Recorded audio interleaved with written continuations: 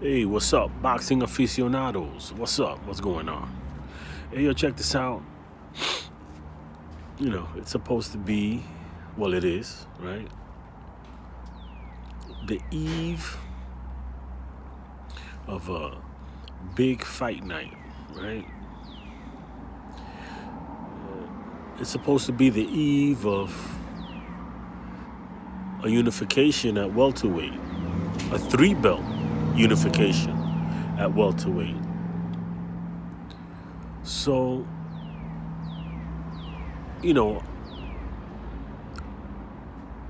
usually like there's an electricity in the air, or I feel there's an electricity in the air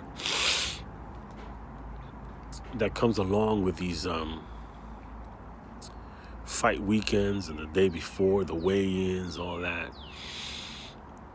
where that feeling of anticipation takes over, and it's just like a palpable energy that propels you forward to wanting to see the fight, see the big event. I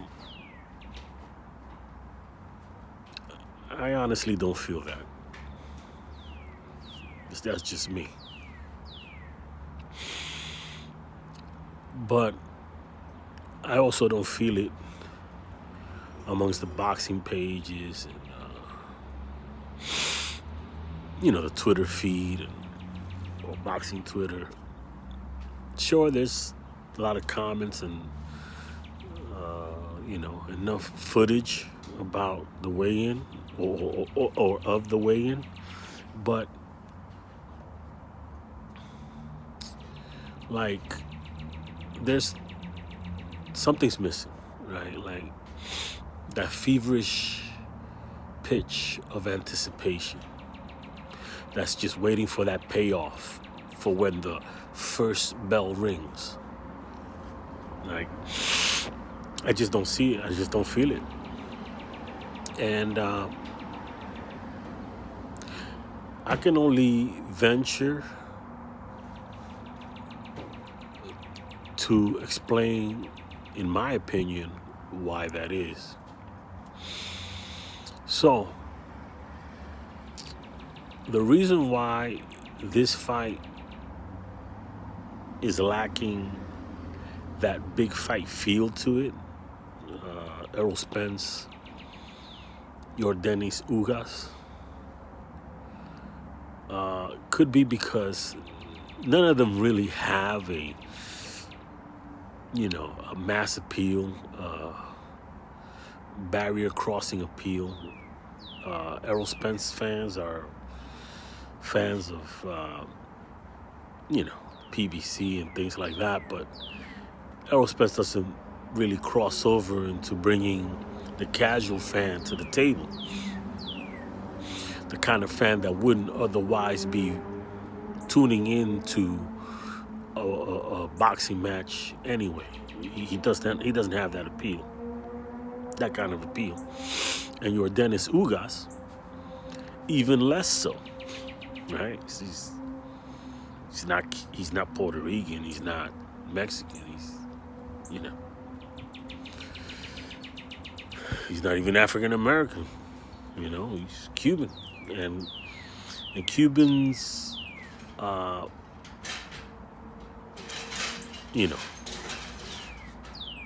they're not seen as a big fan base, a big fan base to rely on support from, right? Maybe it's just because there's not enough Cubans, or maybe just Cubans are not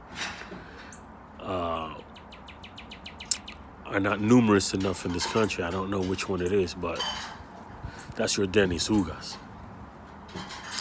But more importantly, this fight is anticlimactic. This fight was never anticipated, was never looked forward to. 2 years ago, nobody cared about your Dennis Ugaz, right?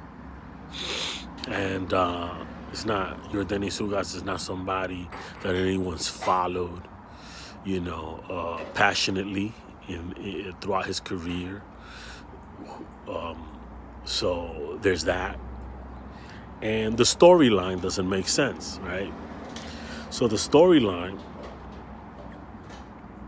is when a proper boxing storyline would be two fighters that create a fever pitch to meet at a crescendo. You know, you can say, Floyd and Manny Pacquiao was something otherworldly. Jerry Cooney, Larry Holmes was something otherworldly. But you don't have to go to that kind of height. On a lower level, you can have a Shakur Stevenson, Oscar Valdez type situation, right? Where these two guys have been, roaming around each other, and people are interested in. Oscar Valdez is Mexican, and he doesn't have a big fan base, but he's an exciting fighter. And Shakur Stevenson went to the Olympics, and everybody knows his stories, and his charisma is palpable, and so you want to see them fight each other, right? That's on a lower level, but still builds anticipation for it. Like, people are anticipating April 30th for that fight. And that's what's missing from this Yordenis Ugaz Errol Spence affair. Because Ugaz, not that he didn't deserve the fight or doesn't deserve the fight, it wasn't his fault, the situation. But the whole welterweight division and the way PBC has played it has led to this anticlimactic situation. It's anticlimactic. They had Manny Pacquiao, they had Crawford. No, they didn't have Crawford. Well, Top Rank had Crawford. PBC got Manny Pacquiao in the mix. They had Errol Spence, and then a slew of welterweights to choose from and mix and match. But what they chose to do was that Errol Spence himself hasn't yet fought, Thurman and such, but he did unify against Porter, which was a more anticipated fight. I would say that I was looking forward more to that fight than anything else. But even with Manny Pacquiao being on their side of the ledger, Manny Pacquiao should have been the last man standing, right? Spence Porter should have been promptly followed by Spence Crawford, right? Spence Porter should have been followed by Spence Crawford. Or Spence Crawford should have then gotten Porter and then gotten Manny Pacquiao. Whichever way you want to look at it. The last man standing should have always been Manny Pacquiao. That didn't happen.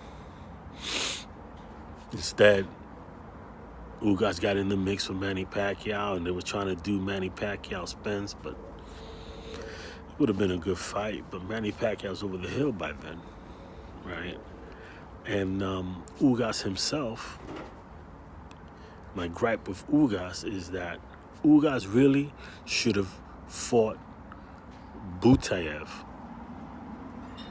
for that WBA super belt that he has. The WBA should have ordered Butayev to fight Yordenis Ugaz, or given that super belt to Butayev, because Butayev was the one who was cheated out of having it by Alexander Vesputin, who beat him for the regular WBA belt and then was discovered to have been using PEDs. So they stripped Vesputin after he won a decision against Butayev, and instead of ordering a Butayev Ugaz fight to keep the regular belt or for the super belt, what they did was just award the super belt to Yordenis Ugaz, who hadn't fought anybody for that belt. It wasn't him who got cheated out of that belt. It was Butayev, and Butayev himself is a very exciting fighter. So, in all terms and angles, no matter how you look at this welterweight division, is out of sync. It makes no sense. Spence should have happened at the end of 2019, right? Crawford Spence should have followed the second Fury Wilder fight at the latest. Fury Wilder, when Top Rank and PBC made that pay-per-view that some people say was flopped, although it sold almost 900,000 buys, and those that say it was a flop are just, boxing know-it-alls that want to overtalk. For me, it was a big event. It was a great event. It was a fight that was talked about, and it brought two promotional companies into the ring that people wanted to see compete against each other. Anyway, on the heels of that fight, PBC and Top Rank should have made that deal for Crawford and Spence. I believe that if Fury Wilder got almost 875,000 buys, Spence Crawford on the heels of that would have easily gotten 500,000, because people's appetite was wet. Their appetites. They whet their appetites to see more PBC Top Rank matches. It was a rivalry, no matter how you look at it. But they missed the boat on that. Instead, I think Crawford fights Porter, and then decides to fight Danny Garcia. Before that, he goes in a car accident. That night after he fought Porter, if he would have announced, I want Crawford, it'd have been a wonderful thing. Maybe things would have been a whole lot different. But none of that's happened. And things have gotten so out of sync in the welterweight division, and Ugaz beating Manny Pacquiao. Did he get a boost in profile by beating Manny Pacquiao? That's another thing. Everybody talks about this. He's passing the mantle or passing the torch, and did Manny Pacquiao pass any torch to Ugaz? I don't think so. Are Manny Pacquiao's fans now Ugaz fans? I don't think so. It meant absolutely nothing. So not only was it anticlimactic, it was also unproductive. And that brings us to today, the eve of this Ugaz Spence fight that I'm